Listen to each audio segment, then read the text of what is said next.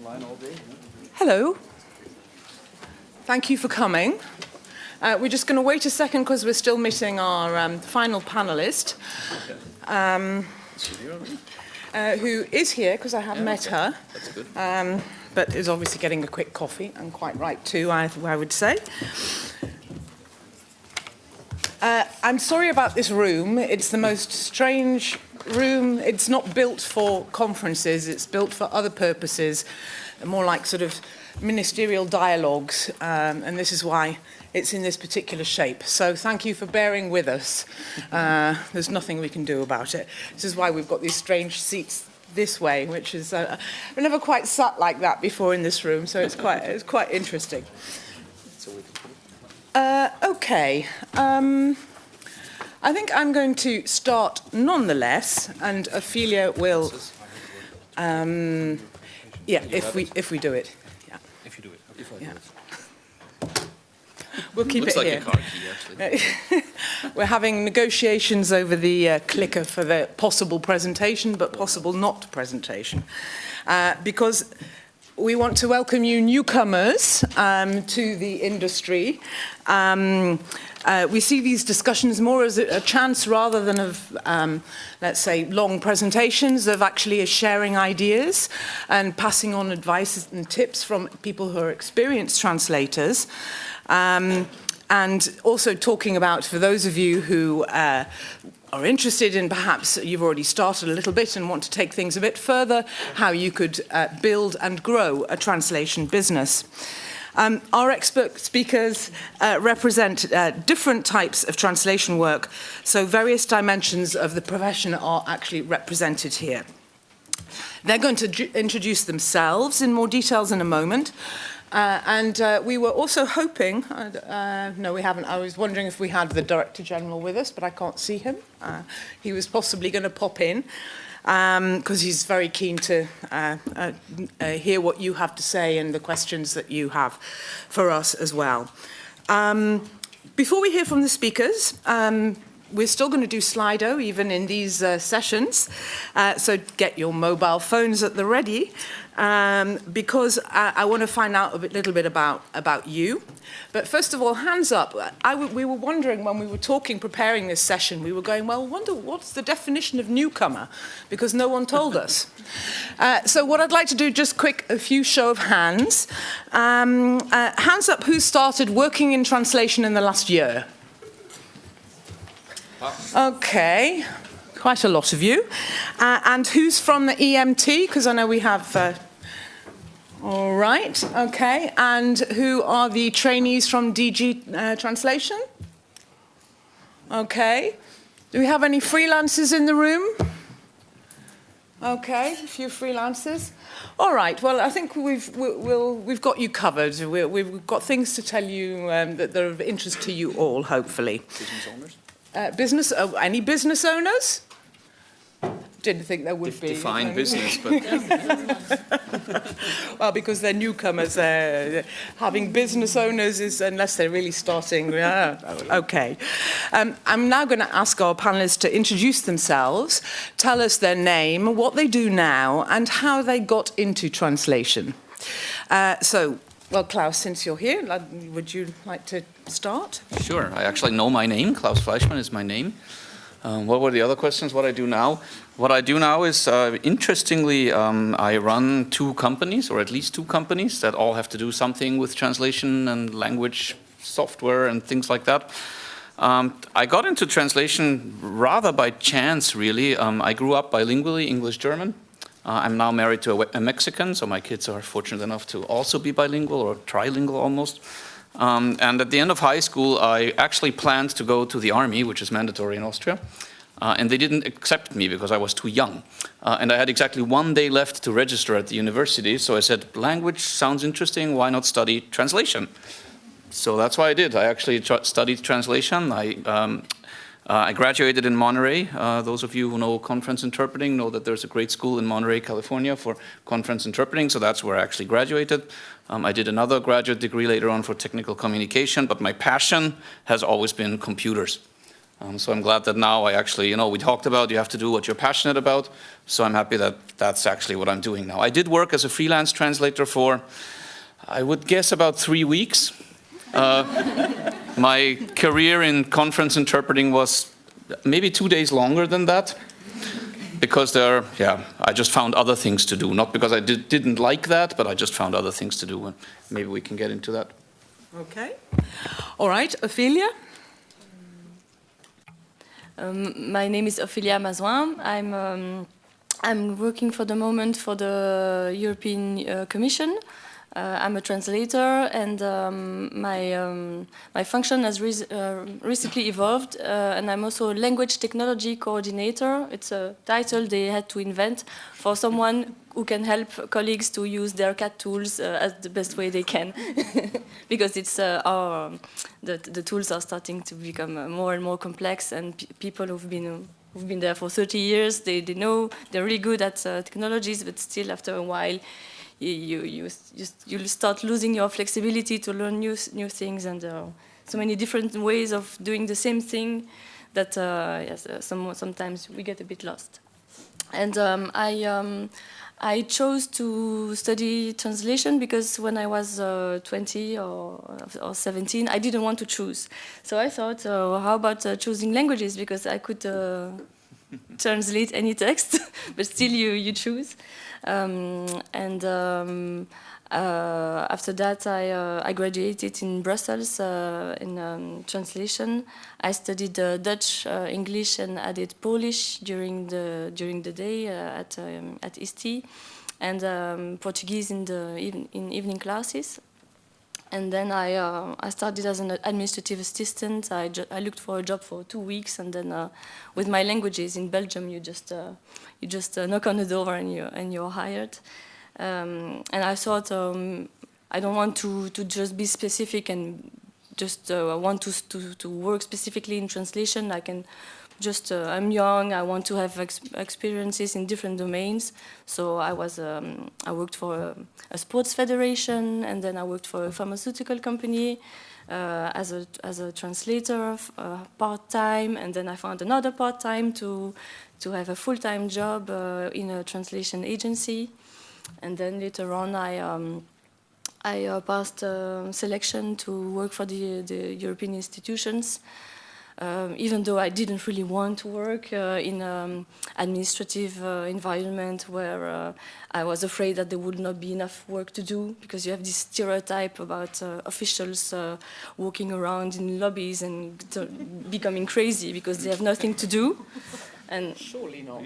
Really, I heard some students, some fellow students who worked in government administrations. They encountered situations like that.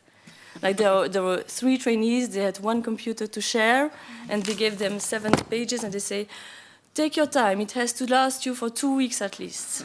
And I was like, I never want to end up in a job like this, even if it's well paid. I would become mad. But the EU institutions is not like that. You have a lot of work to do. I never get bored, and really it's an amazing job. Okay, thank you, Dana. Hello, my name is Dana SZABADOS, not as it's written here, it's a typo, but who cares about typos? We are translators, it's understandable. I had a short romance with translation while I was a teenager. Then I became a mechanical engineer. And after I graduated, that I was already specialized, I returned to my love regarding translation. And I continued to translate part-time for more than 20 years. Then I became a full-time freelance translator because it was unbearable anyway, from many points of view, to have so many jobs. And now here I am, freelance translator, fully grown freelance translator with too much experience. Okay, all right. right, great. Well, oh, yeah, and if someone else presses the mic, it switches everybody else's off. That's the other nice thing about this room. I would now like you to get your Slido out, because let's think about the work of the translator. And I'd like to do a quick word cloud with you. And I want to hear from you what you think is the best thing about being a translator. So what is it you like the best about being a translator? If we could have, can we see the screen with the, thank you. Not the live polls. We need to go to our room, and we need to go to... Ah, that's a good point. Yes, make sure we're in the Jenkins room, so you can find us there, and it should be our word cloud. Okay, what do you think is the best thing about being a translator? I'm not going to add mine, but I can see people writing away. I can't see any words coming up. I wonder what the problem is. Oh, maybe it's because you're logged in as a person rather than admin, possibly. Possibly. So this is why we're not seeing our word cloud. I think that could be the reason why. All right. Well, while you're answering, and we'll look at your answers in a minute, because I can't see them, and we can't see them on the screen. Oh, here we go. We've got. Okay, thank you. Creativity. You could tell that the tech man had his phone by him, ready to go. So, creativity, learning, diversity, research. Is that an "it" with an apostrophe S? I can see there. Mm-hmm. Okay, all right, topics, all right, live people, interesting. Well, I'd like to ask our translators on our panel, what are the best things about the job? Dana. The best thing in our job is that you are never bored. You always have something new, and you always learn something new, even if you only translate that thing, but it's that you never get bored, and also the flexibility. If you're a freelance translator, you cannot beat any employed job. The flexibility pays off. Okay.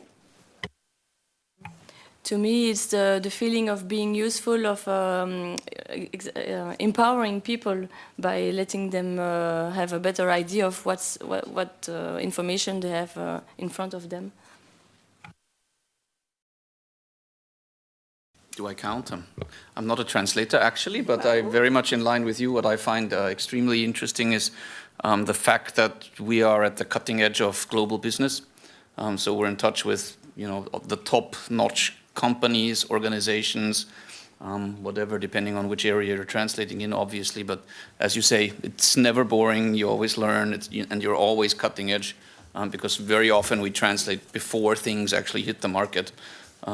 So that's another source of revenue, by the way. But yeah. And I will, and in fact, well, that's something I'm going to raise later on about lessons to learn. But anyway, and obviously, no job is perfect, and there are always downsides to every job. So I'd now like to go into, we're going to stop word cloud number 1, and we're now going to go to the next one, please, which is, what's the worst thing about being a translator? In your opinion, even though you've only just started and you may not even have that much experience, but I'm sure you have some ideas about what are the worst things. Need to reset it somehow. Can we reset that? Is that... oh, we have to wait a second? Okay. And technology is not as quick as we are. That's not good. Well... And I don't want to spoil I want to leave people to see what they think are the worst things, and then we can get the guidance from them. So just give me a shout when we've got the new poll. Nope. It's not there yet. Oh, there's no internet connection. Well, there you are. You see, that's the wonderful thing about technology. If we've got all the things prepared. Okay, well, in that case, rather than doing the poll, just shout out a few things. Doesn't even matter about the microphones. I think we can more or less hear each other. Shout them out. No recognition of the job. No recognition. No recognition, okay? Uncertainty. Uncertainty? Just shout, you don't put your... Burnout? Deadline. Deadlines, oh, yeah. Low rates. Yeah. Low rates, okay. No recognition. Pain. What, in the industry? Yeah, pessimism in the industry. Ah, right, okay. Well, do you want to add some more of those? Or maybe we'll see which one of those that we've heard you find the worst. Right. So back to polls in Jenkins. What's the worst thing? Oh no, it's back to creativity. Oh, no, okay, well, all right. Well, we tried. I don't know. I'm going to forget Slido for the rest of this thing, I think. Though you can try and send your questions in. It's the internet. It's the internet. We'll just blame them. Now, we heard a lot of downsides, and I'm sure if we'd have had our word cloud, we'd have heard many more. How did we get round those downsides? Because we've got people on the panel who've been working in the industry, and they obviously think that the upsides are still more important. So, for example, I don't know, some of those challenges, like deadlines. What do we do about deadlines? How can we make our lives easier when we've got these deadlines? Anyone got any tips? Ofelia? Sure. Because I had a discussion with someone that one of the panelists this morning that we didn't actually manage to cover was about deadlines, because deadlines are not necessarily what you think. I can take that one. Yeah, the client may say it's this deadline, but that deadline may not be a hard deadline. It may be just a date they've plucked out of the air. Mm-hmm. Do you want to say a bit more? Yeah, that's exactly what I was going to say. Very often deadlines are just invented on some chart where they say, well, we want this printed that day, so 2 days before we need to have it translated, so that means 1 day before that we have to send it out to translation. But very often you can renegotiate deadlines. You know, there are, as you say, very often a deadline is just somebody made it up and they really don't know what's involved and how long this is going to take, and you can't blame them because they probably never had a translation job before, so they don't know how long this is going to take. So it can be renegotiated very often. It depends on the client. There are clients that just, you know, really, really push you on deadline. And then the way I look at that is, we talked about it, actually Dave also said something about that this morning, and then it becomes part of the quality expectation of the client. Then the deadline is just the most important aspect of quality for them. And, you know, my example always that I give internally also is, if you have a CEO that steps into an airplane and needs the contract in his hand, otherwise he can't negotiate it, that's the most important thing. It needs to be there. If there's typos in there, yeah, there would be better without, but the worst thing that can happen is that the thing is not there at all. So then that's just #1 quality criterion, and you need to be able as a translator to judge, have I met, you know, can I allow myself to send it in that way? I feel very often that freelancers take a long time to learn that. To know that they're delivering suboptimal quality, but given the constraints like deadlines, it's good enough, I have to send it that way.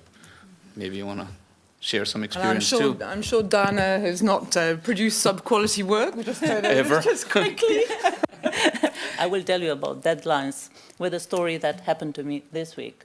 I informed some of my clients that I will not be able to take any of their jobs, or I can only take jobs that should be delivered next week, or we'll discuss, depending on the job. Nothing was urgent. They sent me a lot of work, but nothing was urgent. Now they know that I'm not available for this week, and everything was okay. Deadlines can be postponed until next week.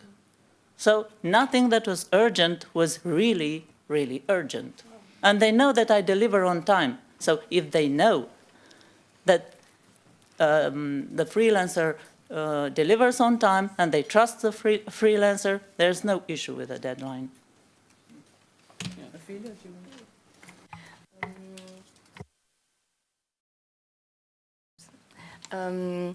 I remember when I was in the private sector, we never really tried to say when there's a brochure that's urgent, they want it for Friday, end of the day, and we know that there's a graphic designer waiting after us to cut and paste all the translations into the brochure, and the graphic designer is going to work maybe during the weekend because the brochure has to be sent out to the press on Monday, and I never realized to me, these deadlines were really clear, and there was no changing it. So mostly, my boss didn't negotiate this type of things. It was really like she accepted it, and we would work hard, and the graphic designers would work really hard.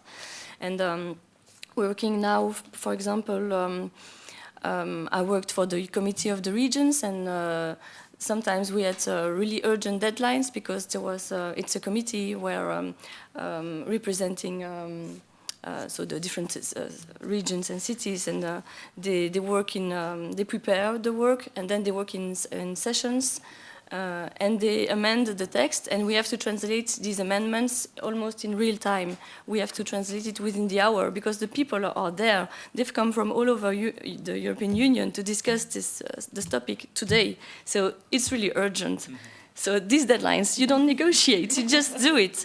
And it's really, really difficult because we share the job we used to be 20 or 30 translators.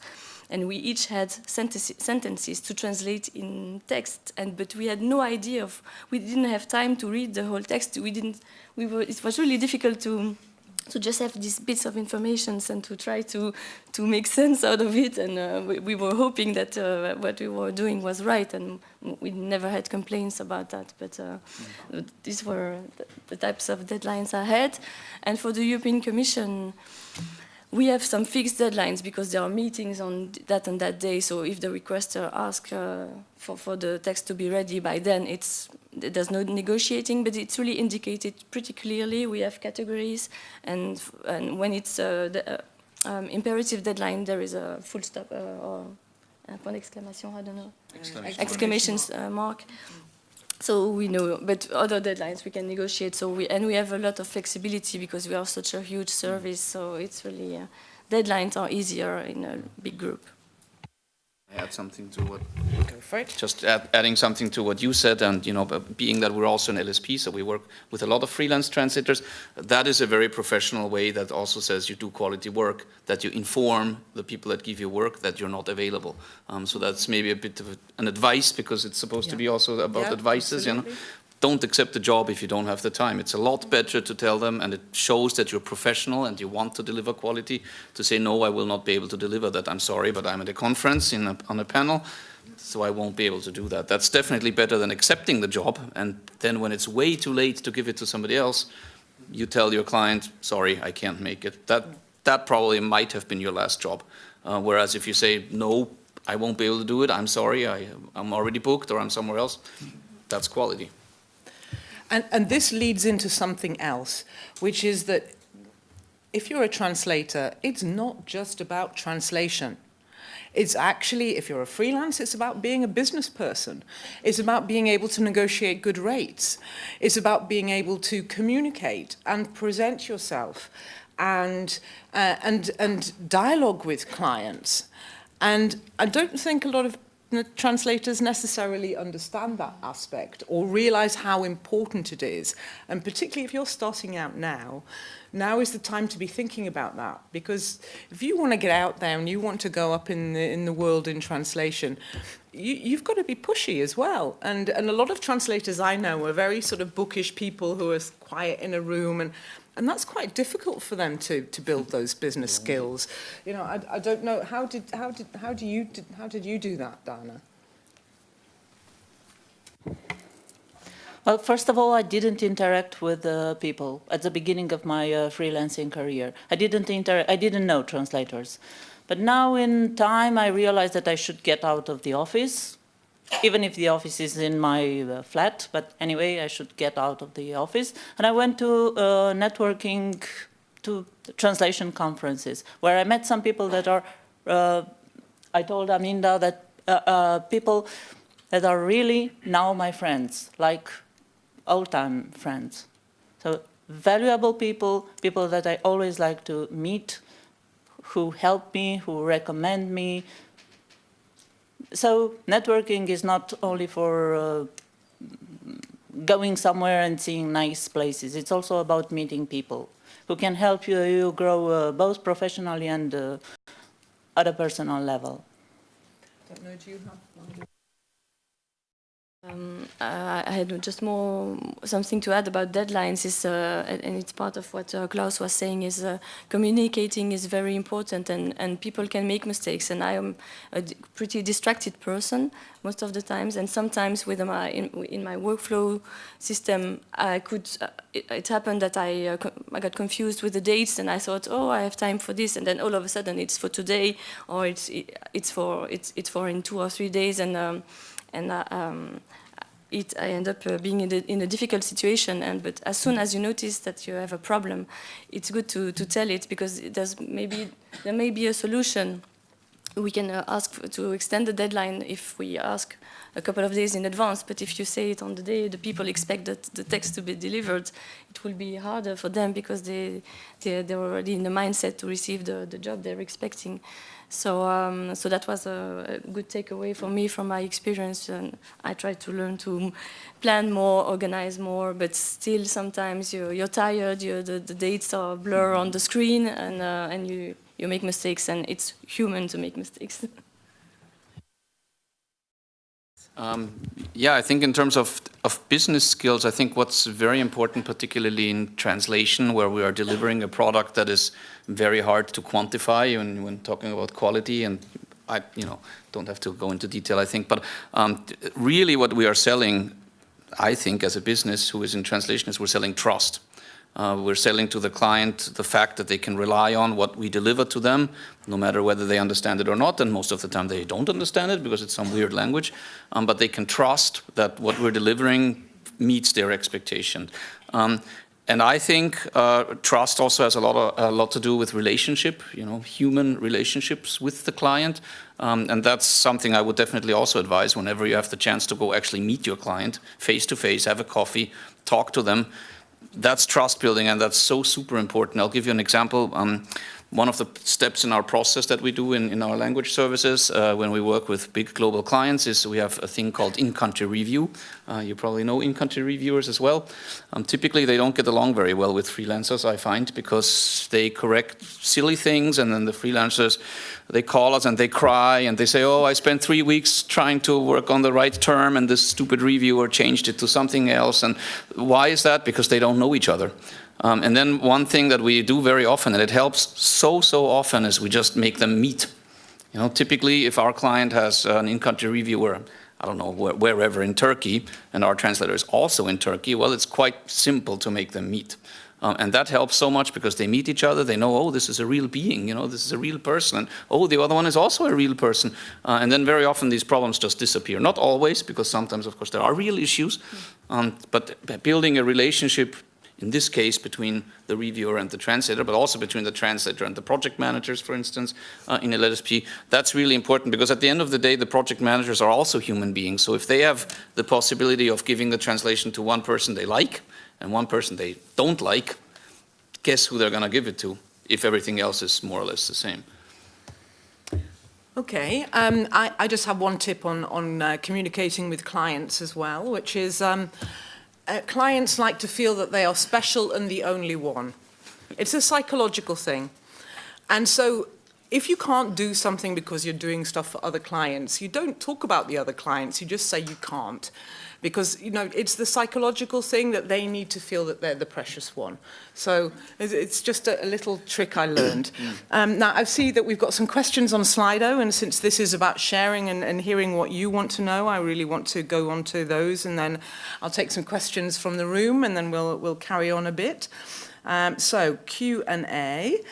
What is your advice to be taken seriously as a newcomer? Taken seriously. I interpret taken seriously in the way that you are giving a chance to work on a project. That's how I interpret taken seriously.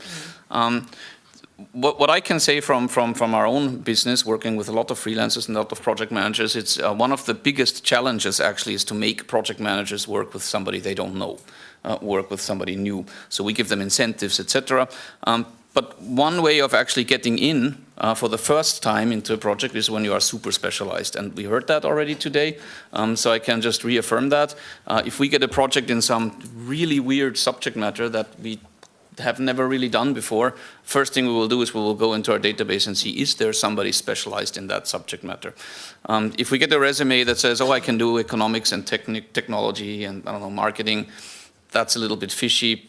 Very difficult to pop up on some search screen. The other thing to do again is, again, relationships. So try to meet somebody. If you know somebody personally and say, hey, I'm this translator, and why don't you give me a chance? And I listened to Klaus give a presentation here and there. And, you know, there's some sort of a personal relationship. That's also, I think, a way to get in. It's just human. Okay, Dana, do you want to? From my experience, being taken seriously can happen randomly at the beginning of your career. But when it happens, it happens because the clients see the translator as a professional. The translator is not a secretary. It's not that I'm saying anything wrong about secretaries, but it's not somebody who only types. It's somebody who types something that passes through a filter, the filter of 2 languages. So if we show that we are professionals and reliable and trustworthy, I think we will be perceived as a professional at the beginning of our career. And I'm thinking also maybe to ensure that your work is recognized for its worth. Maybe it's good to inform the client of the time it takes of how you go about it, how you check your sources, etc. Because nowadays people. We see the Commission when there's always this talk about machine translation, because it would be so much cheaper to just rely on machine translation than to have these hundreds of translators in the EC. And so it's maybe to advertise yourself and to show that it's a big deal to translate that and to check this information, and it's not just you don't have it in a click like you have machine translation, because the people really don't realize what it takes to translate. So. Sorry, I don't want to... Go on. I actually wanted to add a little bit on what you said, because you said a lot of it is actually chance and pure luck. And I think that's really important to understand. Also in my, whatever you want to call it, career, everything was pure chance and pure luck. But the difference is there are people that take advantage of luck, and there are people that do not take advantage of luck. So one thing, for instance, question to all of you, who has business cards? Okay, so that's the number one thing you need, because chances are you will run into somebody who needs translation, and the thing you need to stick them into your hand is a business card.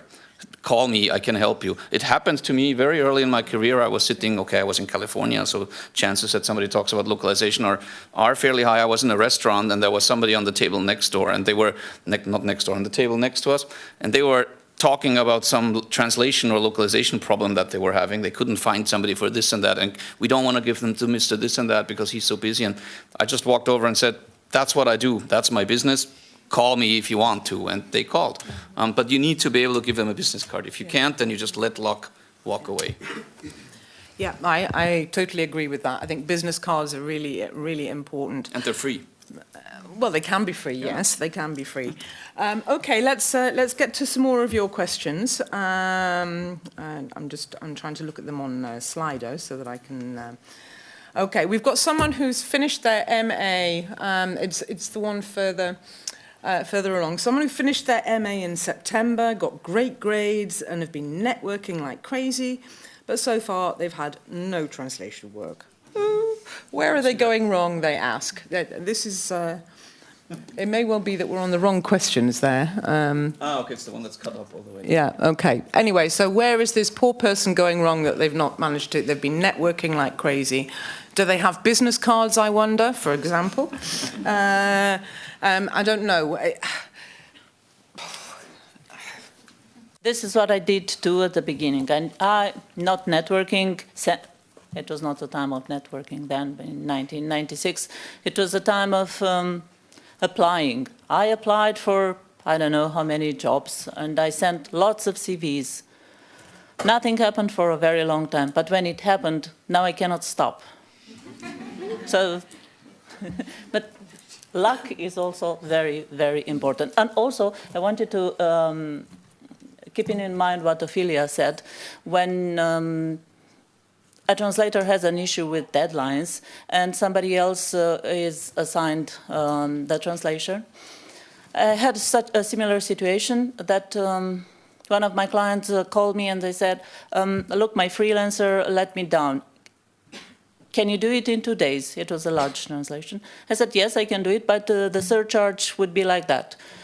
He thought about that 10 minutes and he said, yes, take it. But of course, the surcharge was very good for me, for my bank account.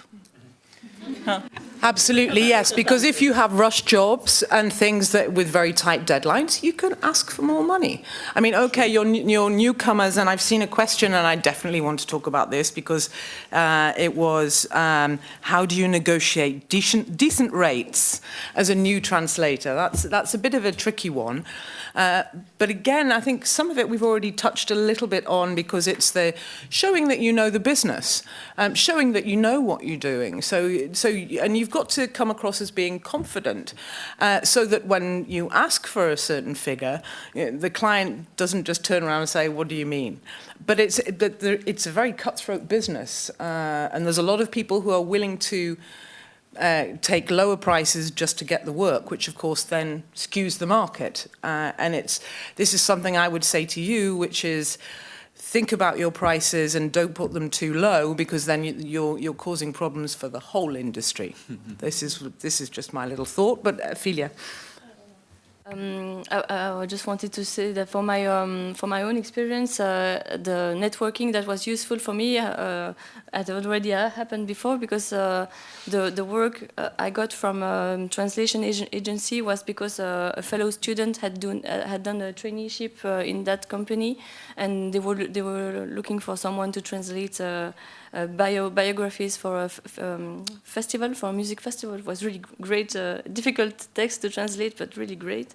And I started this way by working as a freelancer, finding a solution to invoice that through my dad's company, because I wasn't really ready, but I found a solution because it was a nice opportunity to have an experience with a translation agency.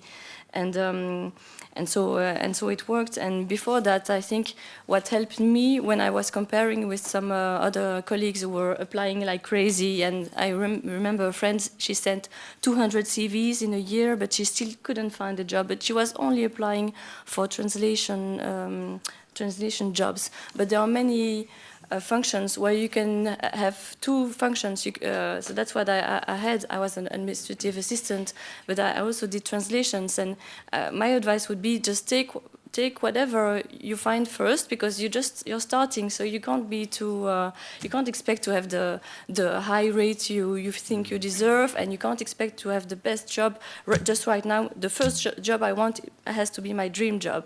It's a bit asking too much. And my first job was an interim job, just it was supposed to be something related to economy, but basically it was just putting files back in drawers, because they had fired so many people and they didn't have time to put it back.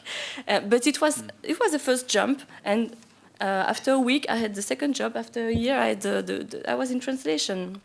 So for a year I had another experience, and I think you will sound less desperate when you're asking for a job if you already have something. You are in a power situation. So that would be my advice. Interesting. It's important not to sound desperate, because it's like, I don't know, when you're falling in love and the person is not doesn't exchange that love. You know, there's nothing worse than someone being desperate. So hide that desperation, I would say. Interesting question on Slido. How can you show your experience when clients demand confidentiality? Now, I don't see that's necessarily a problem because they don't say, well, go for it. Well, confidentiality is a very tricky topic in our industry, and interestingly, it's treated differently in the different European member states as well, as I learned. But I mean, sharing the fact that you have done these and these and these projects in this and this and this industry, that is by no means sharing confidential information. You might want to make sure you can mention the client name. That's probably a good idea because you don't want to get sued by somebody in the beginning of your career, and some clients do that. But typically, it's okay to also mention the client name. I don't know if you've had any incidents where you were not allowed. I mean, we have a few clients that were not allowed to name, but we definitely always ask. So I would definitely recommend before you put a client name on your resume or your website or something, do ask, because that can be actually a problem. I usually ask. If I want to put a client's name on my CV, I always ask. I mean, it can be... Some of them have confidentiality agreements, but for some of them maybe you would not feel very comfortable with having their name shared. And I would also say, if you're with clients and you've created that relationship, maybe you've seen them, ask for testimonies, you know. Testimonies are really good proof that you've done it from someone in the business and you've performed and you've done what they wanted. So, collect testimonies. Certainly at the beginning from, if you can, everybody that you work with, because then you'll get a nice bunch and then at some point you won't need them anymore because your reputation will be flying off. Coming back to negotiating the rates, we obviously also face this as an LSP. So it's not only freelancers that have to negotiate rates, we also need to do that. One thing we do every now and then, if we're with a client that is really ridiculous about the rates, is we say, okay, we'll do it at this rate for 1 month, then you will see the difference between what we do and what these people that apparently worked for that rate before do, and then maybe you will be willing to pay our rate. And for 1 month, you can probably take that. And if the client after 1 month doesn't see that, oh yeah, this is really completely different treatment that we get here, then it's not the right client. Then let them go away. But you can do that for some time, particularly if you're a freelancer, you don't have to pay others and run a risk or anything. So do that for a while and then say, okay, now you know what you're getting from me. Now I would like to renegotiate what I actually wanted in the beginning. I don't know if that's something you've ever done, but that works quite a bit for us.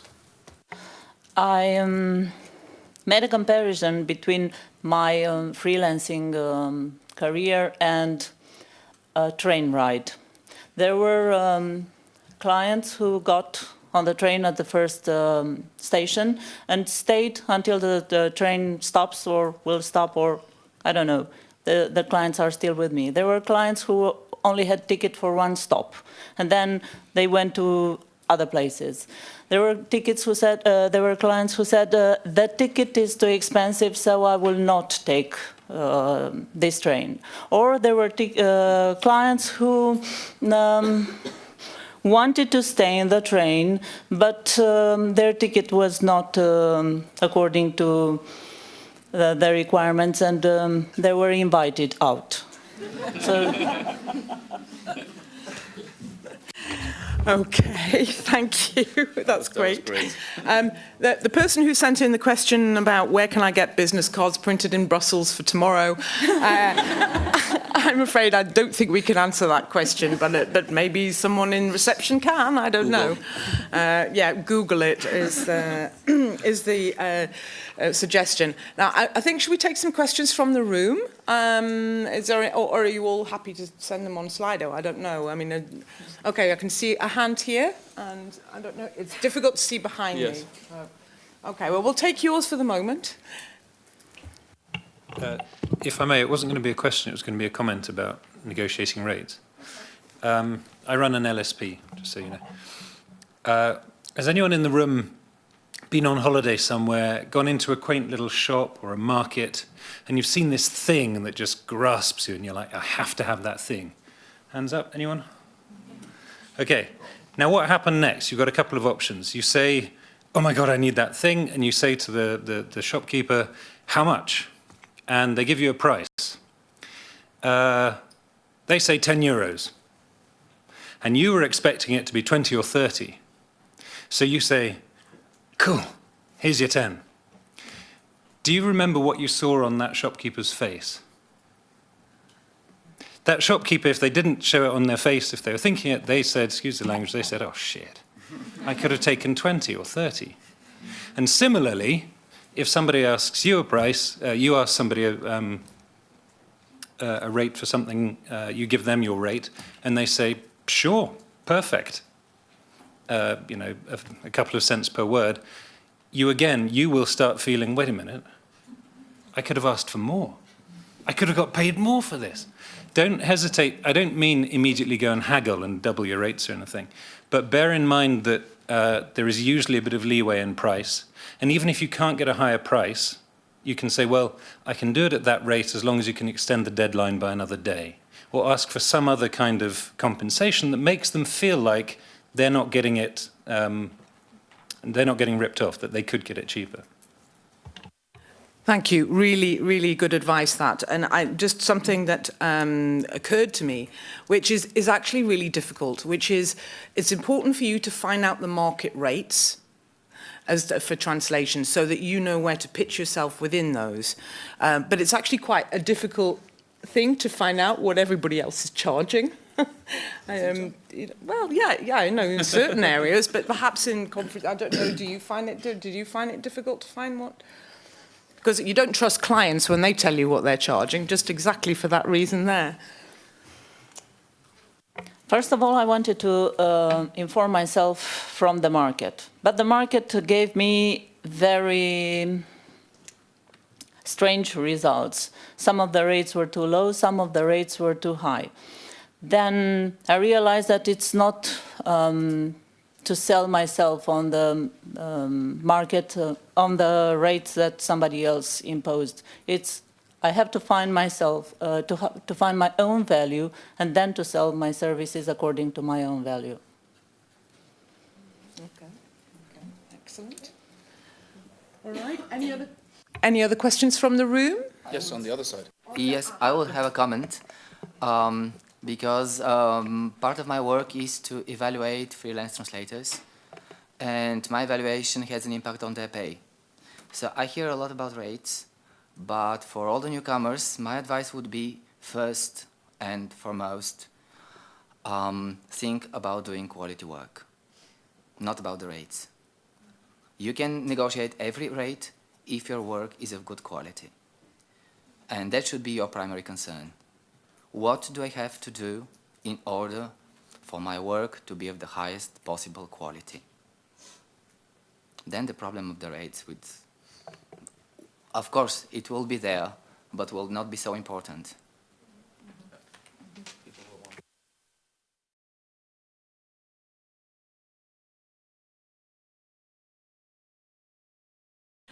No, I just started freelancing as well, and I had the same question about rates. So the way I went about it was, PROS gives you information on rates. It is on the lower end, though, as far as I know, or what I heard. And then there's also, like the Irish Translators Association, they just did a survey on rates from their members. I know the BDU has something similar. So, you know, those are always just kind of to give you an idea. But, you know, then you will see that this is too low. And another approach that was recommended to me that I didn't do, but that might be helpful, is to think how much you want to make a month and really analyze it, break it down. Okay, how many days do I have to work per month? What are the taxes I have to pay? How many hours I can work? How many words can I translate per hour, etc. And then kind of break it down from this is how much I have to earn, or this is how much I want to earn, and then break it down and see. You know, in the end, maybe 3 cents per word will not get you what you want to earn, or what you have to earn to actually make a living, to survive, to pay your rent, etc. Okay, good. Well, it's good to share tips. I want to finish this session because it's already come to an end. Can you believe it? Really? Yeah, I'm afraid. Because Klaus had various tips to tell you on how to create a translating business, but I think what we'll do is try and put your presentation on the website so you'll be able to see it anyway. And if you want to, you're going to be around at the conference. Sure. Yeah, so find him if you're interested in creating something big. But I'd like to just finish just by asking each of our panelists to pass on the one lesson that they've learned that they would really have liked to know right at the beginning of their career, which they would like to pass on to you. So Dana?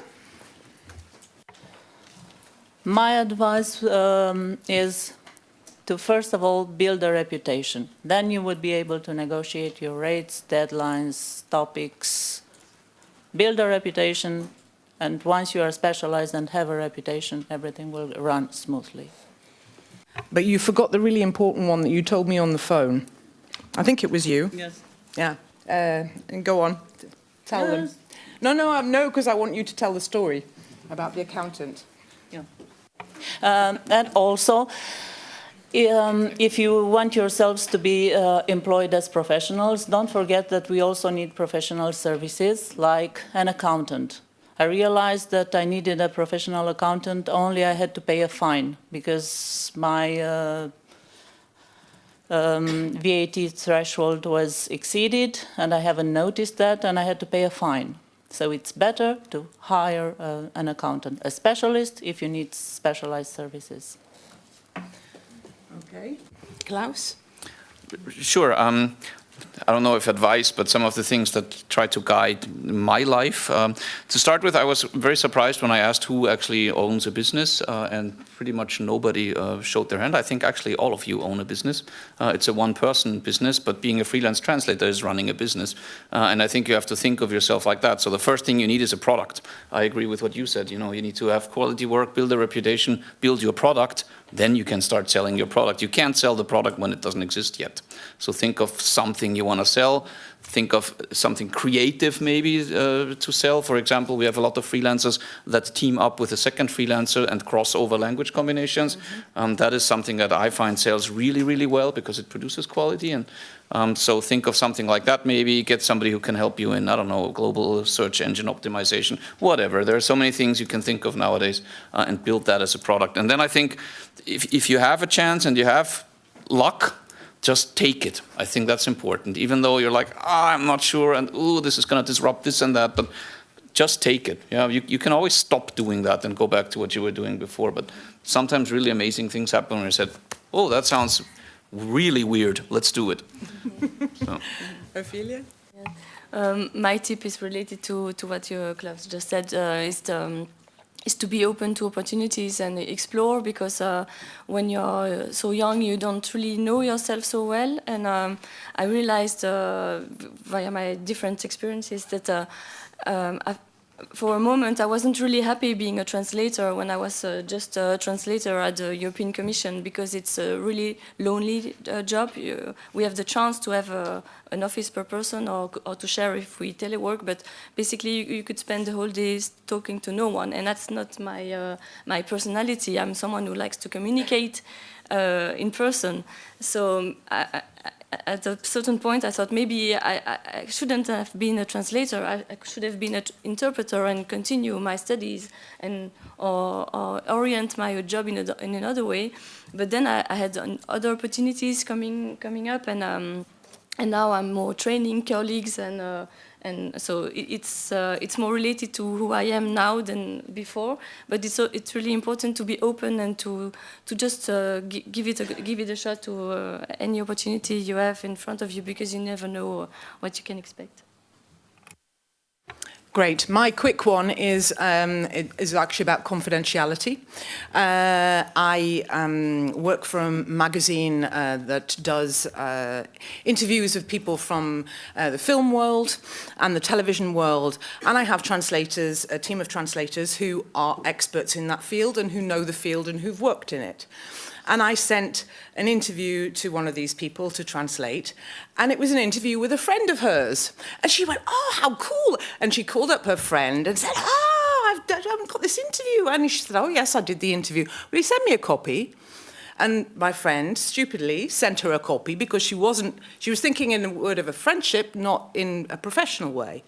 And of course, this woman looked at it, she didn't like a few things, and she called the newsroom and said, I don't want this, I don't want that. And the newsroom went, quite rightly, ballistic with me, because it was my fault, even though I hadn't passed it on, but I hadn't informed my translator that it was confidential. So it's really important to communicate with people, but to remember that what you're doing, most of the time, a lot of the time, confidentiality can trip you up in certain ways. Even if, because you might have something that's really interesting and you want to talk to someone about it. you can't. So just remember that. That's I would say, my biggest terrible failure, nightmare. But I still do work with that client and have done for more than 15 years. So, but I did mea culpa, and I told her what I did. I said, I'm now putting in procedures so that every time I send material to my collaborators, there's a confidentiality notice on it. So again, if you make a mistake, if you've got a good client relationship, you can get over it. Yeah. Okay, listen, thank you so much. I hope it's been useful to you all, enlightening, not frightening. And we've now got to all go back upstairs because it's the last session of the day. But please give a thank you to everyone who's contributed.